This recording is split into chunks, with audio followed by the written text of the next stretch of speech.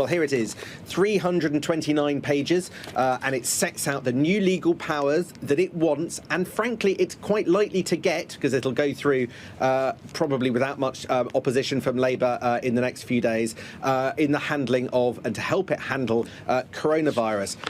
As you say, a very lengthy document that we've only just started to pour through.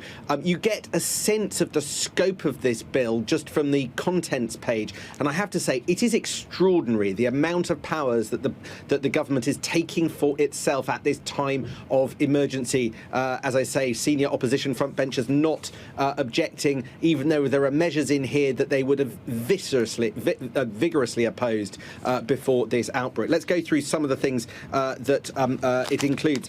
Perhaps most notably, you have the new powers to relating to potentially infectious persons and the powers to issue directions related to events. Now, if I flip over to those pages, what you can see the government is doing is giving public health officials and associated, so police, nurses, doctors, the power to detain people that they think are affected. So in the words of this bill, it will give public health officers the right to impose appropriate restrictions and requirements on potentially infectious persons, such as the requirement to remain in isolation, restrictions on their travel and activities. Flip over the page, wide-ranging powers for the police to ban gatherings, unthinkable just weeks ago. They will have public officials will have the power to restrict or prohibit gatherings or events.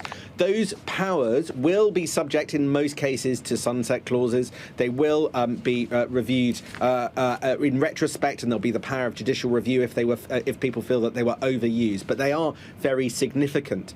But at the same time, Downing Street has today been trying to communicate another important message. Rumours have been burning like wildfire over the last 24 hours over a potential London lockdown.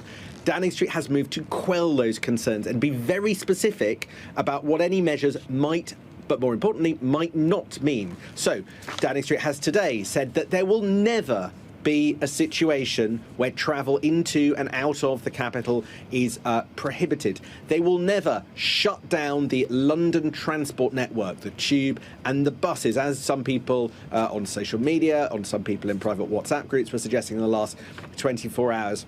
And they say they will be transparent with all of the measures that they want and powers that they want to have for themselves in this document. There will also never be a moment where they insist that only, for instance, one person per household can leave any household at a time, as you currently see in other countries like Ireland, Paris, and the rest, and elsewhere in Europe. So what does this tell us? Well, the government are taking this step by step. They are trying to limit the draconian powers, the use of draconian powers, only to people with the virus and people suspected of having the virus, and are nervous about suggesting that they will go anywhere further, shutting down those other options. We are, however, at the beginning of this of the uptick of the curve of this virus. So it will be fascinating and important to see just how much the measures that they are introducing, and we expect more to come out tonight and tomorrow night from the Prime Minister in those daily press conferences. It'll be fascinating to see how much effect they have in the virus case numbers in the next 2 or 3 weeks.